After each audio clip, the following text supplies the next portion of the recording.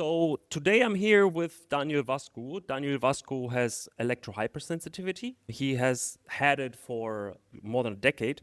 It's significantly affecting his life to the point where Daniel lives right now in the north of New Zealand in a very remote place that he picked because of very low RF radiation levels in the area. And also when Daniel goes out, he has to wear a suit, otherwise essentially his symptoms start. And so for a regular person, this sounds absolutely crazy. So the first question to you, Daniel, would be why do you think you're not crazy? And why don't you think this is just all in your head? Well, I did think that in the beginning. Like if I go back to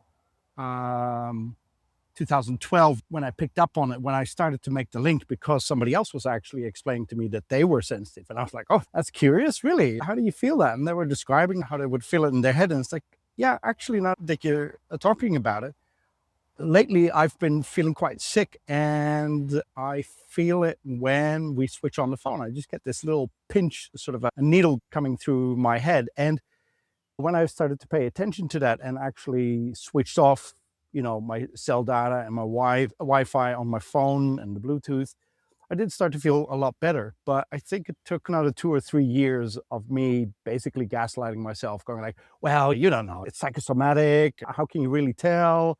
Basically how we all look at it, because it seems such a normal thing and everybody's using it. Why is not everybody just suffering from it? I think that for the first 2 or 3 years, I was just observing, seeing when there would be changes, noticing that if I did forget to switch off the Wi-Fi, I would feel it, and keeping a record of it.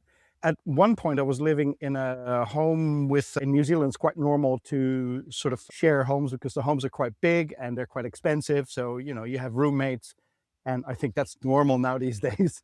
It wasn't for me coming from Amsterdam. Everybody had their own apartment, but, I was sharing this apartment and we were all on the same page. Hey, let's keep the Wi-Fi off if we don't need it. Fine, cool. Often I would feel it when somebody would forget to switch it off, and I would tell them, hey, you mind checking the Wi-Fi? I can feel it. And they would always say, no, we switched it off. I'm like, well, you might want to check because I can feel it.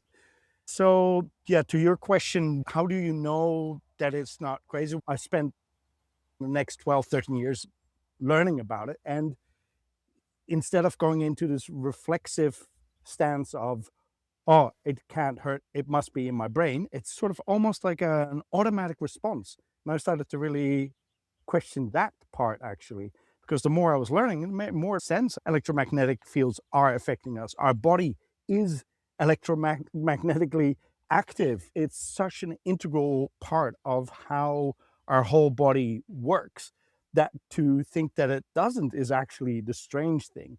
Once I started to take it seriously, I got a lot better in avoiding it and becoming much healthier and happier for it.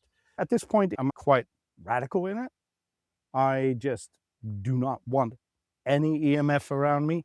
I just observe it and see how people react. It's quite funny to me now how people instantly go into this defensive mode of, well, I don't feel it. It can't be real. And if it were something bad, surely we would know about it. But if you really dig into it and ask, do you know anything about it? Have you actually studied it? Have you read some medical reports? Have you looked into studies? Have you read books on it? Have you listened to so many people that are starting to experience this? And no. And that's where we are now, I think. It's a point in time where, for the first time in these 12, 13 years, suddenly there's more people that I come across, especially here in New Zealand, that are experiencing stuff and are wondering, why is my hand tingling? Why do I hear this high-pitched noise when I'm in town? What is happening to my brain? I'm feeling brain fog. I'm having all these troubles every time I leave my phone on. People are coming to me with, hey, actually, I'm experiencing this. What's going on? I'm actually glad to be able to help, because I had to suffer a long time in denial, and I had to suffer to figure out what was going on because I felt quite alone on it. Now looking back, I can see there were a lot of people already expressing and sharing a lot about this, especially scientists. They were already on this page And now retroactively, I'm reading things. I've got an amazing Dutch book from 2014 and it explains everything. My God, if I'd gotten that book in 2014, I don't know if I would have actually, been able to take it in, because it's such a huge subject. And the more you look into it, the bigger it is, the crazier it is almost. Yeah, it's such old research. I remember reading The Invisible Rainbow by Arthur Firstenberg first. Yes. He describes people experimenting for the first time with DC electricity and like rubbing their hands on like metal balls and like creating small currents. And then some of those researchers actually experiencing exactly the same symptoms that, we are experiencing right now. The symptoms and the problem and the issues are it's so old. Like it's the 1800. It's so old. And yeah, there's so much research on it, but the whole topic is just not in the zeitgeist of True. of right now. But then I will tell you a story that I'm not super proud of. So I obviously have this, right? I feel this stuff and I have sleep issues and whatnot, not in the same extent that you have symptoms, but smaller, but still quite significantly. You would argue that I kind of understand the problem. Well, I listened to your interview on EMF Remedy. From the interview, it was clear, okay, you're very sensitive to this stuff. Then you were discussing, I think, using the Starlink, and you were saying that you're suspecting that the uplink causes issues for you, and you can feel it. And I was actually researching like 1 week ago, the uplink, the downlink, because I'm using Starlink too, and it's like 0.05 microwatts per meter squared, like tiny, like really tiny. And I was sitting there listening to this podcast going, yeah, right. Yeah, right. No fucking way. No way you can feel this. And I mean, it's impossible, right? Like I understand the problem. I have the problem. I just don't have it to your extent. And I don't believe, I think you're like bullshitting, because like no way, it's like so tiny. So it's impossible. It just feels impossible. Like, how do you explain this to normal Yeah. people? How can we then assume or not assume that it was actually affecting me? This is where I'm happy that I've had all these years of experience where I've learned to tune into my body. Like, I can feel a lot of stuff. I can feel actually stuff that I can't measure. So let me put that in perspective. I've learned that because I've always kept my meter with me.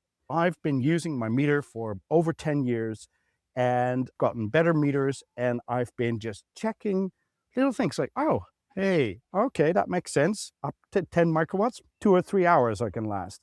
50 to 100 microwatts. I shouldn't stay here longer than 30 minutes, because I had to pay the price.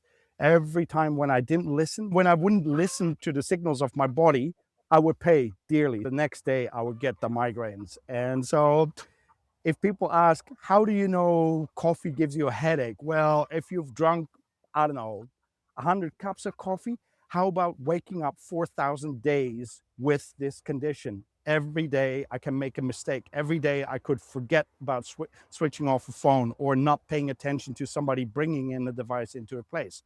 Every time I do not pay attention, I pay a heavy price. And to your statement about how sensitive I am, I haven't always been this sensitive.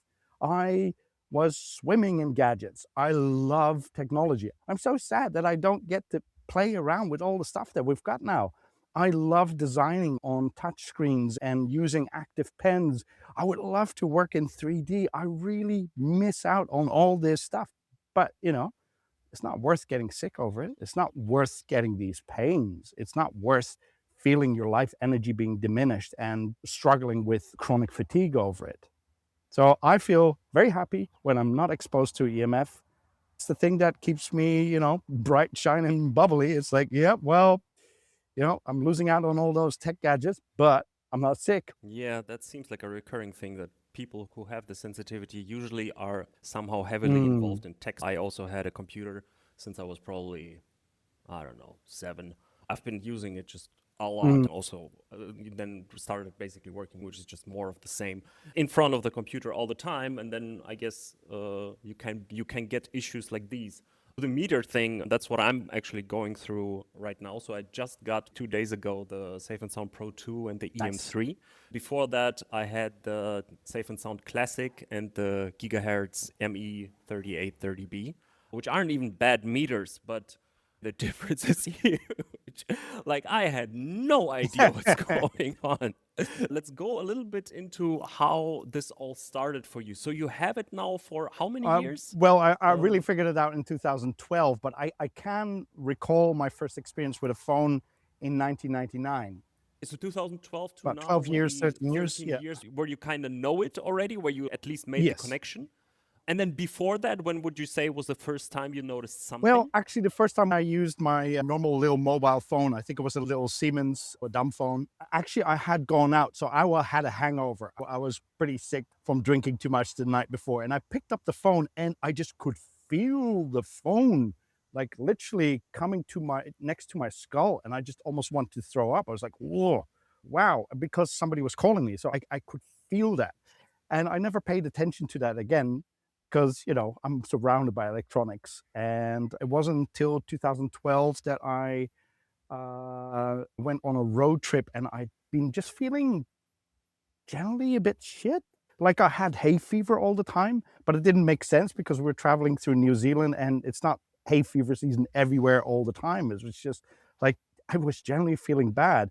And when I met that guy who was so cautious about using Wi-Fi only with a screwed off antenna. So 13 years is the part where you know it. And what age did you find out? So that would be at 36, 37. Oh, okay. 36, 37. And for some reason, it's always mid 30s. Like everyone like gets this mid 30s. I'm also Yeah. 37 now. And basically like at 35, things got bad. Probably 34. And before that, when you said about the thing with the phone where you felt it the first time, how old were you then? So that would have been around 24, 25. But that was just a one-off. Okay. And Yeah. now that I know what it feels like to get the jitters from computer, now I know that all those times when I felt I'm just a bit jittery, I've just spent too much time on the computer, which I didn't equate to any form of wireless or EMF or anything. It was just, yeah, I spent 14 hours on the computer and now I'm a bit frazzled. That's how I would call it. I didn't make anything of it. I thought that's logical. I don't know exactly why or what, but that I had throughout my life, basically working with computers, because I would often overdo it. I'd be so engrossed in the project and I would just go, go, go, go till I got it done. And that will be till late in the night. And yeah, of course, you feel a bit shit. Now I can tell with definite certainty, like, oh yeah, that's because I was bathing in the Wi-Fi. That was because I was touching the MacBook while it was actually having electricity plugged into it and bad grounding, and all the dirty electricity was going through my wrists. It's so obvious. I'm actually a few hundred meters from the house where I figured out why it was affecting me. It's funny that I made this big full circle coming back here, and that I found this one little, because it's not that there's no cell towers in New Zealand, it's just this tiny little spot. I could go 50 meters in one direction, 50 meters in another direction. It's a tiny thing. And that's why it feels quite threatening when people don't really take that into consideration. I've learned the hard way that if you want to be in a safe place, you might not consider that as much now, because like you said, if you're not experiencing it to the extent that it debilitates you. And this is something that has grown over time. It's not that I was from one day to another just completely stuffed. It just got worse over time. And the less that I paid attention to it, the worse it got. That's why I'm so vocal about it now. I'm trying to let people understand, like, hey, you have control over this. If you pay a bit of attention and just be a little bit more moderate in how you expose yourself, you probably could avoid a lot of bad experience. Because if I would have been a bit smarter and not just engulf myself in it, I maybe would be able to work more with computers now. I would maybe be able to just work with a drawing tablet. Yes, it affects, but it's not like making me super sick. But it's a little bit like, how should I say, like when you're, because a lot of people say that, right? They go like, oh, but it's everywhere. What's the point? It's like we accept that we're smoking, and you could say, well, I can smoke a few, I could smoke a pack. But what we're doing now, the way we use our equipment, we've got ashtrays with cigarettes on 24/7, smoking up the room on our body, at our head all the time. You're actually absolutely suffocating yourself in it. And yes, that is going to have an effect at some point. We're very resilient, and that's why a lot of people don't take this serious because, oh, I'm feeling okay. Same way that smokers would say, I am okay. My grandpa got to 90 and he was smoking his whole life. I smoke a pack a day and I can still play squash. So I don't know what your problem is, but eventually it's going to catch up to you. It might be good when you're 37, might be good when you're 45. You might be starting to suffer at 55, and you might be really, really regretting it when you're going past 60 and going, why did I fuck up my body this way? In my whole thing, there were periods where you kind of felt insane. Because stuff just happened randomly, and sometimes it happens and sometimes it's not, and you know that like there is this EMF thing, so you start to watch things, right? You think like, oh, okay, maybe it's this flat or this part of the flat or something, but you can measure, and in the end you don't know, and so you will never make the Yeah. connection. I noticed as soon as I got even the basic meters, it was obvious because you can at least connect how you felt to what the meter said. I think you would absolutely love this German meter, the E-Smog. The Safe and Sound Pro and the EM3, also from Safe Living Technologies, are amazing. They're precise, calibrated, and very dependable. They're amazing meters. But when you use the E-Smog, it has the little lights like you had on the Classic, so it's a little less useful in that way. But it can switch between the RF, the high frequency, and the low frequencies of ELF. It's got amazing sound quality, so you can move your way through. Like, I've got it here, like even just like, I don't actually got to remind myself not to come too close to my laptop, because it in itself, the laptop itself has a thing too, and by listening and hearing the things and waving it to the space, you get good at identifying where and what is happening. This one will still show up the cell towers, while the Safe and Sound Pro has just a static hiss. You're like, oh, 000. I see 3 zeros. It's completely nothing here. Still feeling something. Then I got this one. It's like, oh, no wonder I'm still feeling something, because there is still something.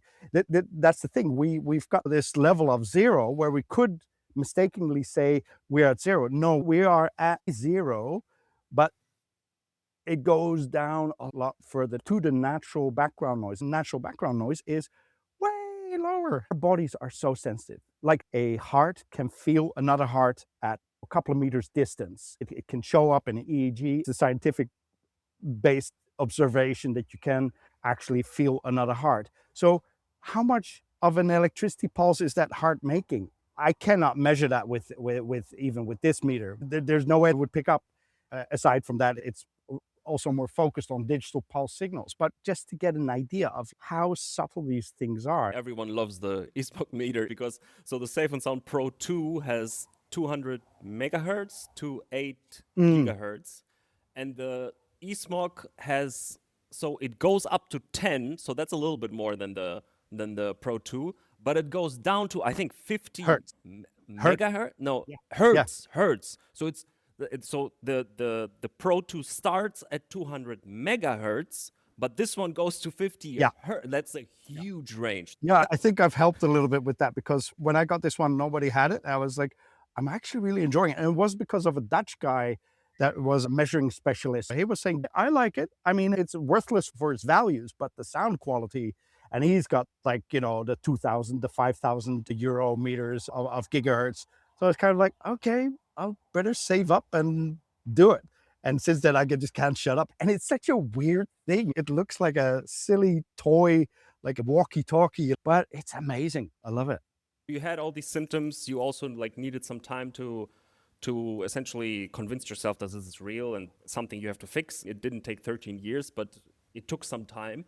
When was the first time you got to a spot where you said, okay, this is actually pretty great now, and I feel a lot better? Yeah. There was an event about 2-3 years ago that really shaped me, because up till that moment, I had been working like what you've got there in the background, like a shielding canopy. Yeah, just FYI for everyone, I have a canopy set up on the living room couch because I'm trying my own stuff and frankly, I fucked up a lot of things.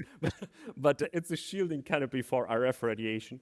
And yeah, that's what he's talking about. Yeah, and it's that experimenting that is really important. So over those years, I've just been continuously experimenting. And every time when I got a better meter and better ways of figuring things out, and like I said, paying the price for it also when it didn't work out.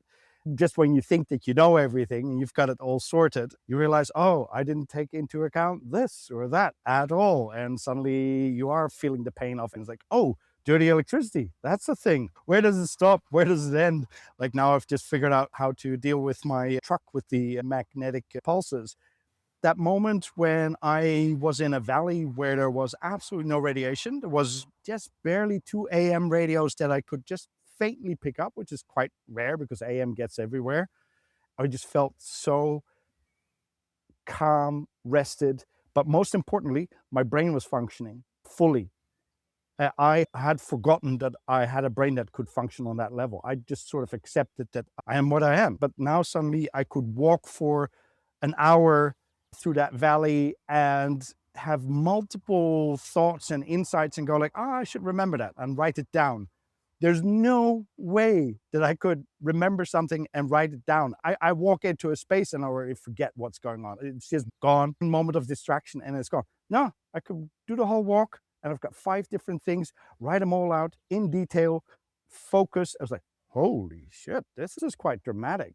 Now I'm realizing I'm actually sort of, if I would scale it, I'm operating at 10%. And now that I'm out in this place, I'm back to 80 or 90. I'm like, wow, how is this possible? How have I not known this? So all the shielding that I've done, all the canopy, all the suits and staying away from it and all this extra work, yes, there's still one step further. When you think that you are at 0.005, that's not it yet. There's another level, a level that I cannot express with my meters, but I know it's there and I know what it feels like. And that's why I was saying I'm a bit more radical now. I'm like, you know what? That's my aim. That's what I want. Here, it's pretty good. 0.1, pretty good, but I need better. Because I noticed that I go back into my caravan, which is shielded. There it's 000, and even on the e-smog, it's a soft hiss. So yes, I do feel better there, but I want to be outside. I want to be out in the sun. But when I'm out here in the sun, yeah, it's really nice, and I need the sun, and it is good for me. But I do feel a bit wrecked after 2 or 3 hours, which is kind of weird. You know, you shouldn't be outside and starting to feel worse than when you're in a shielded environment. It means that my aim is actually to find suitable land, and I want to share this with other people too. I want other people to experience it because most people have no idea what it feels like not to be an EMF. It's not just a matter of, you know, switching off your phone. It's like to really be aware. You are so many steps ahead of anybody else because you have the meters. You are already more, well, what do these people say? Situational awareness. You know what is happening around you and you can sort of adapt or move away from it and go like, nah, this is a little bit too high here. You know what? I'm just going to scoot over to the next room, or I'm going to do something about protection. And I really want to be able to give this to people to experience it, especially the people that are already suffering, but also people that have got no, because I'm quite convinced that anybody will feel the difference. We just never really linked it to that. We just thought, yeah, I was in nature, it was really nice, I really enjoyed it. It's like, yeah, what do you think? And then I got into town and it was really hectic, it was big people, like, you know, it's not nature and people necessarily, it's the flood of EMF. But if you don't hear it all the time, I think that's also one of the issues is people don't realize how much these things are operating all the time. If people hear how much EMF all your devices are producing all the time, if you're not really, really diligent in shutting them up, it's shocking. Why is this machine banging on while I'm not using it? I don't need this in my life. I don't need to be agitated or stressed by it on a biological level. Me, as a person, I'm not easily stressed, but on a biological level, on a cellular level, there's stress happening. Oxidative stress, triggering of the nervous system. There's all sorts of stuff that's happening that doesn't matter if you believe in it or not. If you get too anxious and aware, that can make things worse. So I don't want to freak out. People go like, oh my God, it's everywhere and all the time and it's damaging and hurting you. But at the same time, that actually is the case. So I don't know where to draw the line exactly there. From personal experience, definitely the brain fog and productivity thing I've noticed. Just when you're in a not a great place, like I don't know, I have like 3, 4 work tasks for the day. They have to get done. I have to, I don't know, do something on the computer, and then they just don't get done, and there is no reason for it. Like just it's like scattered brain, ADHD, something. You get distracted. It doesn't happen. It just doesn't happen for like a Yeah. gazillion reasons. And then you're in a really good environment and it happens effortlessly. You just like focus and it's no problem and it's so easy and you're like, why did I keep putting this off for 3 weeks now because I've just done it in 20 minutes? This didn't make any sense. Like why? Like I definitely had that, but then also when you're in a really really bad place, I had that in the beginning of the year, basically when I became sensitive, really sensitive. I just wasn't feeling like myself. I was feeling really bad, like just 2, 3 days of legit depression for no reason. Nothing happened. And I thought, okay, this is ridiculous. At that point, I thought, okay, I have to change the location to somewhere. And then I changed the location and I was fine. I was completely fine. And so that was like the first part where it's like, okay, this is kind of real.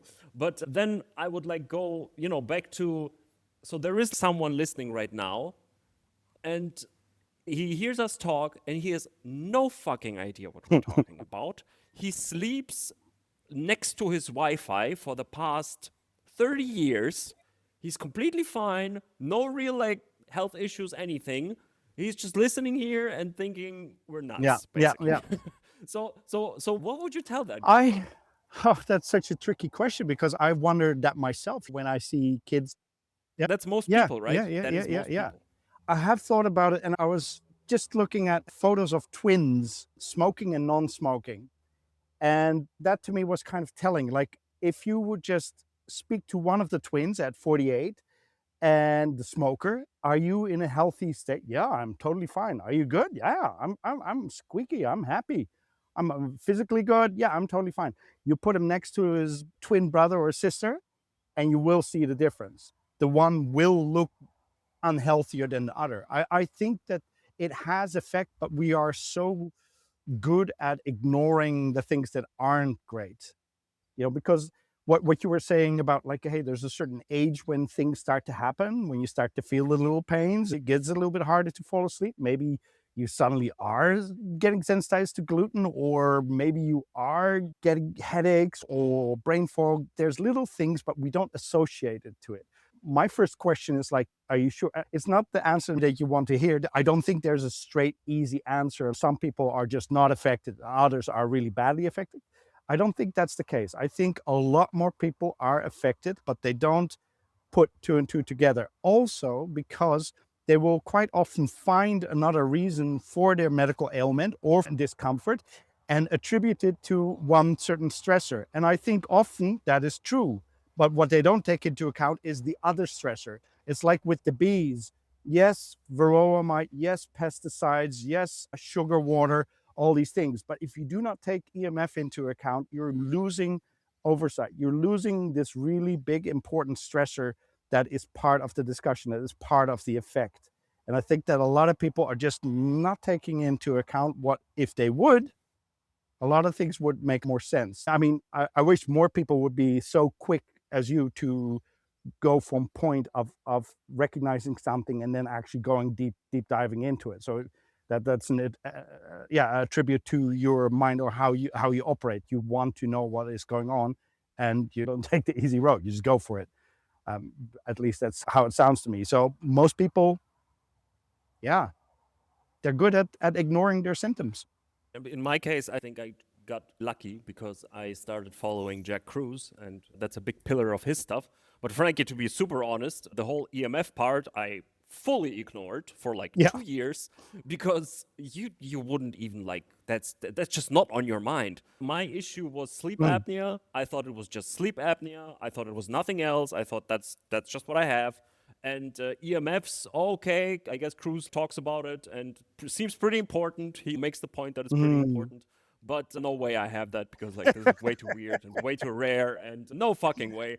And turns out in the end, I don't really have sleep apnea. I just have electro Mm, hypersensitivity, and the sleep apnea just disappears with the if I mitigate the yeah, radiation.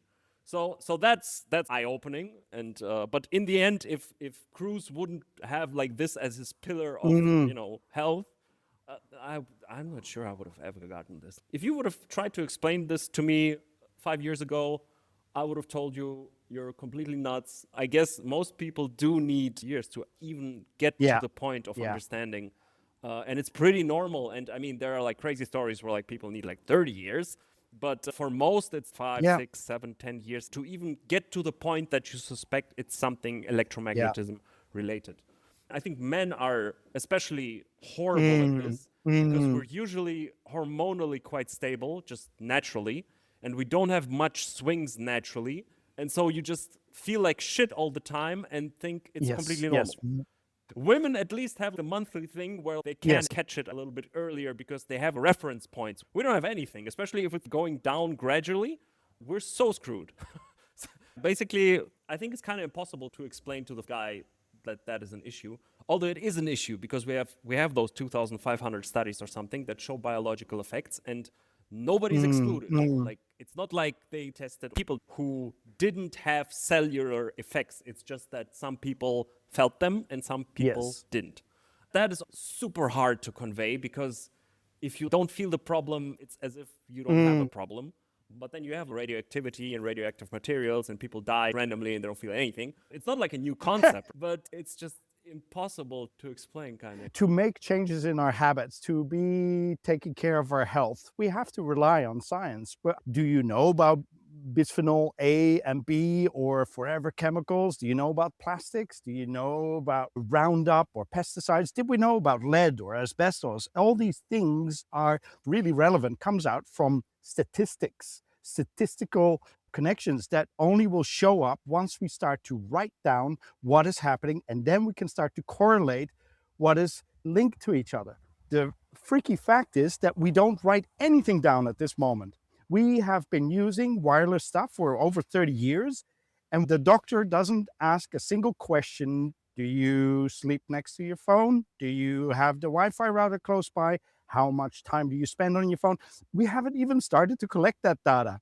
Once we start to collect that data, we'll have to add another 20 years or 30 years before an establishment will say, yes, look, there's enough data to point this out. If people wait for the moment that they get, conclusive evidence, and not just really open their eyes and listen to the people around them that are starting, like me and you, that are starting to like, hey, I'm actually feeling a lot better when I take care of this stuff. For me, it's very clear, the correlation. What I share now to people is like, oh my God, I sleep so good. All my life, I've been an insomniac, ADHD, could never sleep. I would sleep not before 2 o'clock, often 4 o'clock in the morning. I like being up late and I like to concentrate. It's the time when I work best. Now I realize when there's no EMF, boom, 9:30, 10 o'clock, ooh, I feel drowsy. Oof, I'm out. And I do not wake up till I'm rested. I wake up just before sunrise. I'm just like, it's amazing. I wish I'd been able, and I probably wouldn't have listened to myself. That's the thing. We're talking about something not just not understanding or recognizing it, but even when we do, like the land where I'm now, I had people that I first came here and said, hey, I'm EMF sensitive. I would love to move here because it is super low in EMF, but I need to know that we're all on the same page, that we can all agree to be EMF free, because there's no point for me to move to a land when everybody's using their phone. The phone will be putting out more RF radiation than I would get from the cell tower. So that was all good and fine. Everybody was on the same page. I spent a whole month here, and any questions they had, I told them, explained them, yada, yada, yada, yada. But when I came here, a couple of months in, I wasn't even using my meter, because here, finally, for the first time in all these years, I found a place where I'm safe. I don't like running around with an expensive meter. I just want to live my life and be creative and do stuff. And so I was feeling stuff, and I was like, huh, what's going on? I put the meter on. Holy shit, they're using the phone. And as more as we got into it, it turned out, yeah, we don't really think it's a thing. We don't really think it affects us. We don't really think it's as bad as you say. And that's the aware people. That's the Uh-huh. people that Yes, know. exactly. And so I've learned now, like, if you were looking for it, like I was describing, I would like to be able to be on land with other people. I miss the social connections. You know, it's nice that we can connect online, but I miss human connection. Got some chickens, that's kind of cool. Got to say hi to the spiders, but humans are really important for human well-being. I know now for a fact that the only way that you could do that is if people have experienced it themselves, when they have suffered, when there's pain involved. Because not only is it really hard to understand, we also have to recognize that this is a hardcore addiction. Aside from the EMF, it is on level with heroin, cocaine, and cigarettes. It's just hardcore. And anybody who denies that, they're denying it out of convenience because, hey, nobody wants to be a junkie. But we pretty much all are. I grew up as a kid in Amsterdam. And back then in the 70s and 80s, there were actual junkies in the street. So I could see how their behavior was. Those people tried to be as normal as possible, and if they got their drugs, they could succeed with it because they were like, yeah, they're not aching for it. But when they needed their drugs, their behavior changed. This same sort of behavior I saw later with cigarette smokers, myself included. If you don't have the nicotine, you get this sort of like, can I just maybe you break. But if you've got easy access, there's absolutely no problem. And that's the same is happening with our devices. When we have them on us, we don't really see a big problem. But if you forget your phone when you rush out the door, or if you lost your phone just in a moment where you don't know where it is, and it's not just because it's a prized obsession, you know, it's not just because it's a thing of value. It's a much deeper thing, a habitual, deep addiction that changes our outlook on life. It's hardcore. Yeah. And I mean, there are ways to mitigate it, right? So for example, the classic thing is just using an Ethernet cable that basically takes out all of the RF. But then, especially in the place I'm living now, I'm realizing, okay, I'm turning off the RF, but then I'm putting in the Ethernet cable. And because of how bad the wiring here is, I get like, I don't know, 4 or 5 or 6 volts on the Ethernet cable now. That is Yes. grounded, by the way. So if I don't ground it, it's Yes. like 50 or like 100. So it's ridiculously complicated. And if you don't have the meters to check, you don't know because you don't feel it. But then you can mitigate a lot. If you take care of all the things, you can almost get it to zero. Even if you get it to zero, there's still very low voltage currents, for example, in how the touch screen works and in how some electronics inside the devices work. They're a lot weaker than the current exposure from RF, but they're still there and probably you actually can't fully get rid of. I'd be interested with your extent of sensitivity. Is that something that causes issue for you, or are those low fields Oh, not really a there problem? definitely are a problem. Emissions are actually problematic when you are like for example, my computer setup. I have it now. Like last time we were recording, in my laptop actually affects me quite a lot, and it's just because of the trackpad. So I have to put a mesh on top of the laptop on top of the trackpad that is grounded, and that makes it so I've got it set up in such a way now that I can spend a couple of hours on the computer without becoming sick. But if I don't do these little tweaks, these little precautions, yeah, half an hour, and I start to get nauseous and pressure on the head. If I then do not pay attention to that, it'll turn into a full blown headache or it can slide into a migraine.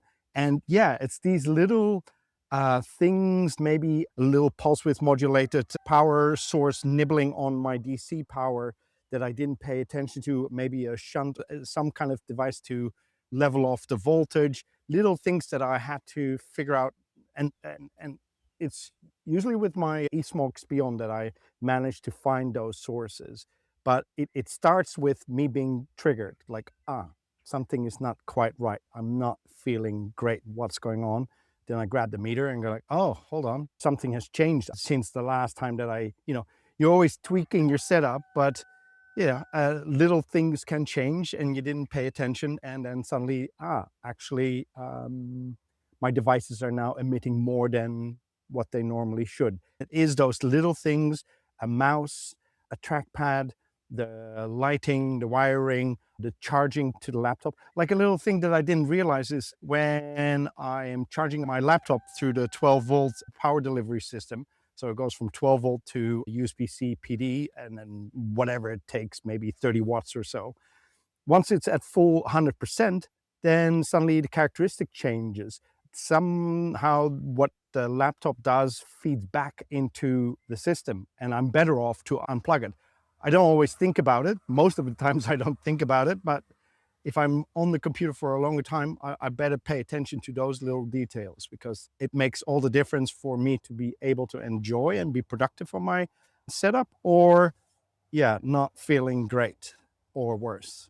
And the same would go for phones. So, for example, if you would plug the phone in with an Ethernet cable and everything, the Yes. small currents would cause an issue Yeah, after a couple and with a hours. phone, I would say it's even faster because it's like a trackpad. Plus, my Samsung has a screen that also feeds the Wacom pen technology, so it's got a magnetic field too, which you can't really shield off. If you really tune into phone, you'll notice that there's many different frequencies happening. The processor itself, the screen technology, and if you have a charging cable or maybe an Ethernet dongle connected to it, all these things add their own frequencies, their own clock frequencies, and modes of operandi that feed back into it from this device. It is at low levels that normally you wouldn't really pay attention to at all. If you're getting to a sensitized position where I'm at, and a lot more people these days, it does make a difference. I think that's a big difference I've been noticing over the last 2 years. If I would share this kind of stuff 10 years before that, I would just get these looks of like, what are you talking about? I've got no idea what you're talking about. You are crazy indeed. But now people are like, actually, I feel it. I feel it in my hands, or I feel it in my ears. I feel it when I have it too close to my face for too long, or if I have my hand on the mouse and I leave it on there for too long, I start to ache. In some ways, I'm happy that I'm not alone in that. So there's something we can actually try to figure out as a collective, but it's unfortunate. It's very unfortunate because, all this technology is good fun. I'm quite sad actually that we don't get to play with all this stuff without getting sick. And in a way, I think it makes sense to look at this technology as if it were like a nuclear radiation of a very low level. Just treat it with a certain amount of caution, like how much of it would you tolerate, even though it's very little, but accumulative, how much would you accept in return for what? If there were a wireless technology that would only briefly activate so that I could use it when I really need it, that could have been a better situation where I wouldn't be exposed to it nonstop. For what? For notifications that somebody liked a post, or that there is a little ping, a little bing bang. And it's like, no, that's not worth my energy I have per day to give to this radiation, or how much I'm willing to sacrifice of my health. There's probably a bit that I'm okay to sacrifice, obviously, because I still try to work with it and play. But if we were a bit more sensible with it, I probably wouldn't have gotten to this dire state that I'm in now. And I mean, it's so complicated because even with, so for example, a device that would automatically go into airplane mode when you're not using it, which Would make a lot kind of more sense. Yeah. would make sense, right? But then you have that initial pulse of Mm. radiation when it connects and disconnects, and it's like very very high compared to like the average it puts out when it's already on for a while. So it's like, okay, you're taking away that average, which like probably is better, but you're getting more of those high frequency, very high pulses now when you're like, Yeah. using, not using it. So it's like, if you obviously don't have the studies, we don't even know how to compare those two. But just in the sense that there's so much complexity that goes into this, and like how this devices works and where the spikes are and everything. I wanted to ask, in your situation right now, how long are you staying in the place you're in right now? Is like a Yeah, year it's about a year. or I'm so? in a low, and A I year. did say at the Yeah. beginning like that I have about 0.2 microwatts, but actually on average where I'm here now, it's more like triple zero. And that, Oh, okay. yes, Even yeah, outside, yeah. even outside of your But that can okay, fair. change, Cool. atmospheres, and we've got a wall next to the road. It's funny how the signal from the cars that drive by actually scatter through the leaves and then bounce back. The signal finds its way. It scatters and bounces. It's hard to hide from it. Yeah. What are your, so obviously you're trying a lot Mm. of stuff, you're testing stuff and seeing if you can somehow improve the situation. What are the things that you're doing right now to improve the situation that you're in that is already Ah, you pretty mean good, like right? technically what I'm doing for my signal? Because yeah, there's two ways that you can Yeah. try to improve your own resilience, which is a whole. For example, now I'm working on a caravan to make it a shielded pod, so that if I need to move somewhere when a situation changes, that I actually have a safe space that I can live and work from. But to be outside, I would like to spend more time in the sun, but I'm experimenting with a stainless steel superfine mesh as an outside canopy. Those kind of things, in a way, they are quite, it's quite radical, but it does help to shield and fend off these things. The payback is being content and happy without any. We take it for granted that when we don't feel pain and we don't feel shitty in our body, oh, everything is fine. It's only when your body starts to actually suffer. So the things I do to shield off any potential radiation have a good payback. It's a bit odd, but I'm past the, what should I say, the shame point when I wear a suit going into town. I know that's for most people, it's absolutely a step too far. But there are people that I know, like, hey, if you would do it, you would feel really much better. But, because we're in a society where it's like, whoa, what's going on there? What are you wearing? What is this? My suit looks like a beekeeper, so it has there's a bit of a soft introduction where people go, "Ah, you're a beekeeper," and then I can choose if I react to it or if I've got the energy to explain a bit more. And quite often I will just use it as a good conversation starter. But sometimes I just need to get in and out of town. How's it with the bees? Yep, they're fine. Little do they know that it's actually the bees that are suffering a lot from this kind of stuff. I wish I could make little suits for the bees that they could,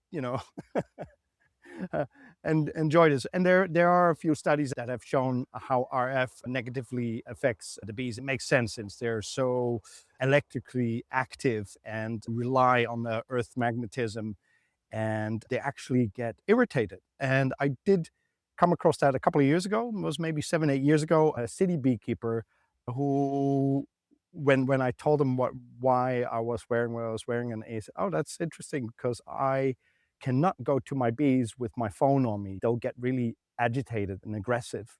Later, I asked other beekeepers, and yeah, the ones, especially the ones that are working rural, they notice it. And some people don't because they got their phone on them. I don't know. That's just how bees react. Yeah, whatever. But the people that are good with their bees and can even work without putting on a full suit and treating bees without them getting irritated and wanting to sting you, they know, yeah, do not use the phone because it annoys the fuck out of them. And yeah, that's something we can take as a message. Yeah, bees are interesting because also when you put a Wi-Fi router next to a hive, they will Mm. move the hive. Like they will Ah, not ah. stay there, which is very interesting.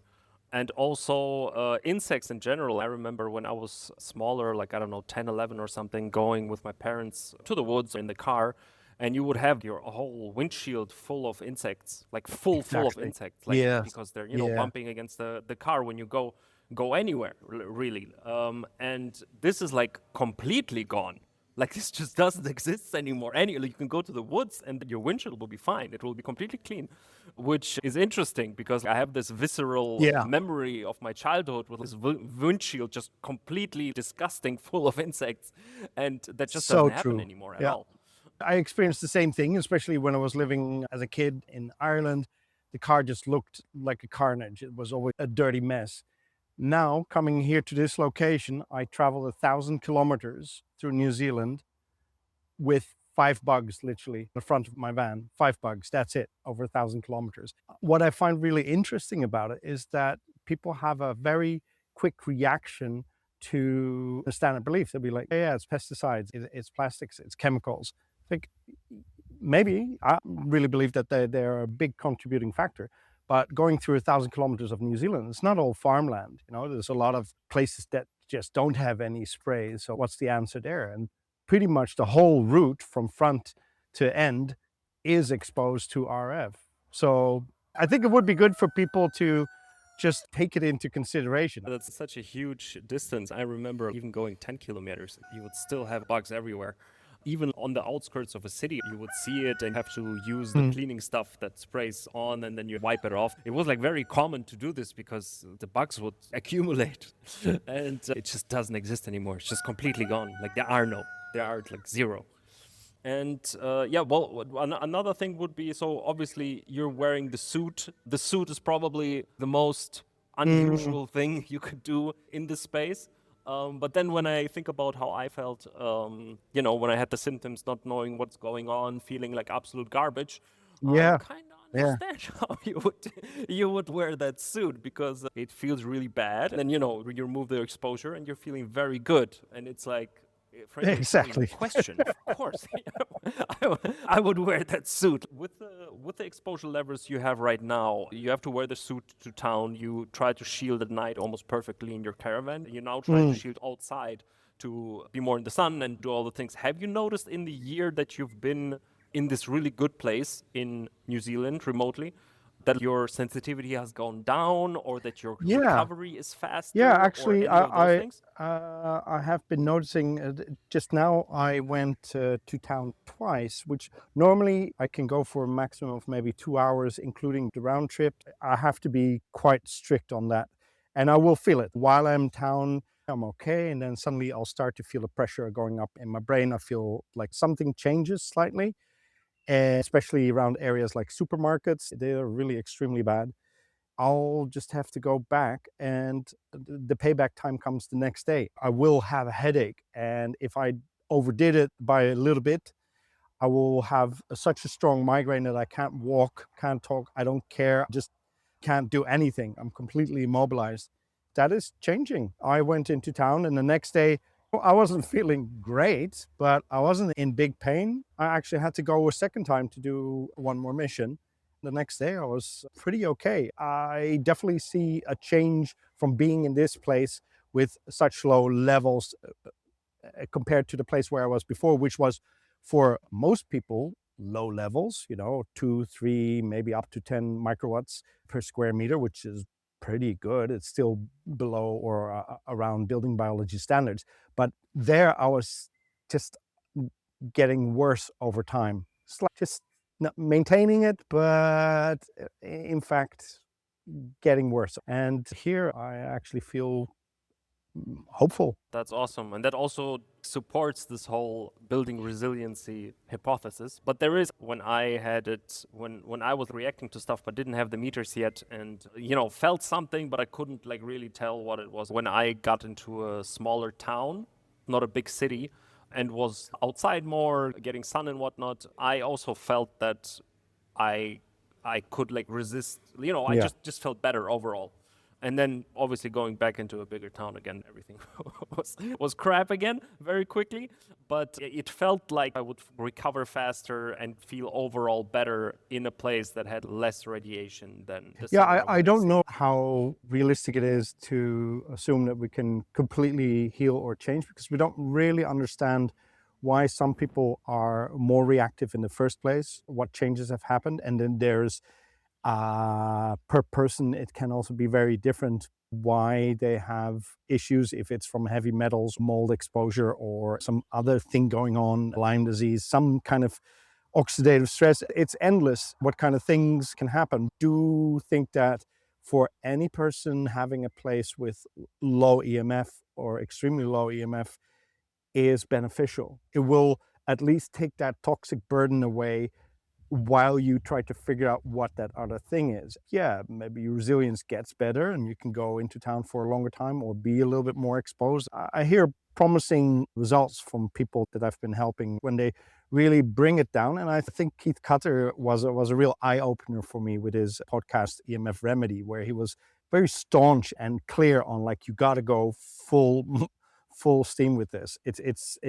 Don't play around with small, simple meters like the Cornet or the Trifield. It's no point. You got to get better meters and really get your space down to really safe levels and stick with it for a longer time, indeed a half a year, a year.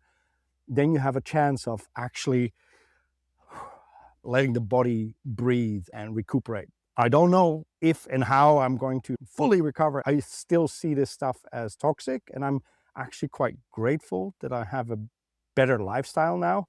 But I know how easy it would be to forget about all that when I'm not in pain. Who knows how easily I would jump back to wireless systems and devices if I would not feel any pain for a couple of weeks or a couple of months. And I mean, I notice already after a couple of days when I'm feeling great, I forget about it. I'm just happy, you know. But I've got this place to thank for that and my diligence in keeping the EMF exposure low. So it's a bit of a funny situation where because I'm disciplined in it, I feel good. And then I lose my discipline because, well, I got nothing to remind me of it. With this specific health issue, I guess with all diseases it's like that, right? When you're very sick and have the flu, lying in bed thinking like, oh my God, I just wish like this would go over because this is absolute horseshit. But then if it's over, you don't Exactly. even remember it anymore, right? Like you don't even, like it's gone, like it's completely gone from memory. I feel like with this, it's even worse because it comes and goes away so quickly that you forget even faster. You feel good, completely fine for 4 or 5 days, and you're like, maybe I could do something that obviously causes issues Yeah. again, and then it starts again. The thing, what you mentioned, besides the whole mitigation part, which is the main part, there is just an unlimited amount of things that you can go into in the alternative health space and whatnot. Mold, multiple chemical sensitivity, heavy metals, all kinds of supplements and whatnot. And I did a post recently because I looked at what nutrients EMFs have been shown to deplete. It's pretty funny because in order of strength, the first ones are most Yeah. depleted. It's like magnesium, melatonin, glutathione, selenium, vitamin C, E, zinc, and B vitamins. So basically a bunch of antioxidants, which makes sense because of the oxidative stress. And my question would be, like, from all the things you tried, have you found anything except mitigation that actually moved the needle a little bit? Not so much from foods and supplements, although I have been eating more meat, which I previously wasn't really that into. I mean, I would eat sometimes occasionally, but now I do that a bit more. I feel a bit more of an urge to do that. That's why I find it hard to pick up on what things actually work or make a difference for me. I think that the Dr. Wall protocol, which is for multiple sclerosis, where you have a lot of greens. Since I've been here, I have been eating way more fresh vegetables and leafy greens. I didn't eat much processed food anyway, but that really has been a big change. But I think overall, the biggest effect has been following the circadian rhythm, like actually going to bed earlier and rising with the sunrise. Especially seeing the sun and the cold showers in the morning. Those things seem to be a real good habit to make me feel better. And magnesium is been on top of my list. I really should get back to it. I've been wanting to just take baths with that, but I found it a bit hard keeping up with foods and supplements, which I have tried lots of different things also for detoxing. I'm just quite forgetful. I find it hard to stick with programs. So I'm trying to adopt lifestyles that just make sense, like, oh yeah, that's just a nice way of eating and this is a good way of doing, and just trusting that having a healthy lifestyle overall will make things better. But I should get a bit deeper into that. I'm hoping to do this more through exchange with other people that are more focused on that kind of stuff, while I'm geeking out on creating 12-volt systems that work well for our lifestyle. It's like we all got to sort of add to the mix. I think the meat thing makes a lot of sense because in the end, everything that is carbohydrates will create inflammation to a degree. If you have less, you will have less inflammation overall. And since you're getting a lot of inflammation from EMFs already, that would make sense. I've been doing this, like, for example, because I get meat from a local organic farm so that they don't get transported and they don't have any hormones and injections and all that. So I get a whole sheep in the freezer. I've noticed that if I pressure cook it for a longer time to get this really tender meat, I get this real strong histamine reaction. And it turns out that the longer you cook it, the more histamines you get. I'm trying to explore my way through it. Like, okay, so what gives me something good, but at the same time it can trigger stuff, which that's why I'm definitely no expert on that level. It's like, oh my God, the body is so complex. It's amazing. And then you get all these people that oh yeah, you just got to do this and that and take this and that. I'm a little bit more careful these days. So I've gotten a way more, how should I say, modest in like thinking that if you figured out a way what works, that it means that it works for everybody. We've got to be very cautious with that. That's why I like doing this mitigation stuff. Totally. EMF, that do know works well for anybody. It's like any life will do better with less non-native pulsed radiation. I think the mitigation part is not even comparable to all the other stuff. I've tried a bunch of supplements. Magnesium, I've taken forever. I developed all the stuff while I was taking magnesium. So I don't think magnesium did that much. Also, I had periods where I wasn't taking it and didn't really change anything. It makes you feel good, which is nice. But I think concerning this specific issue, I haven't noticed much. Also tried like thiamine, B vitamins, and a bunch of stuff. And at this point, nothing really seemed to move the needle. I definitely agree on circadian rhythm and sun. That does seem to help, especially in recovery. So that and maybe a more meat-based diet or seafood-based diet might be beneficial. But again, those two are nowhere near just turning Yeah. Wi-Fi off. Yeah, it's a safe thing to at least incorporate variation, get lots of things happening. Most of this stuff, we wouldn't be in these troubles if we weren't so habitually locked into the same place sleeping, the same place waking up, the same things, the same products. Every time it's the same point.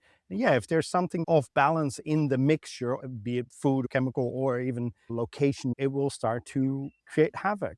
If we were more of a nomadic, day-to-day kind of living, you wouldn't be encountering so much of the regularity that we have. Yeah, so I wanted to mention I consulted with Daniel, and Daniel definitely helped me in a lot of stuff of figuring out, like, smaller exposures and where the exposure is coming from and so on and so forth. I've also talked to experts in the space and like doctors who, deal with these patients with EHS.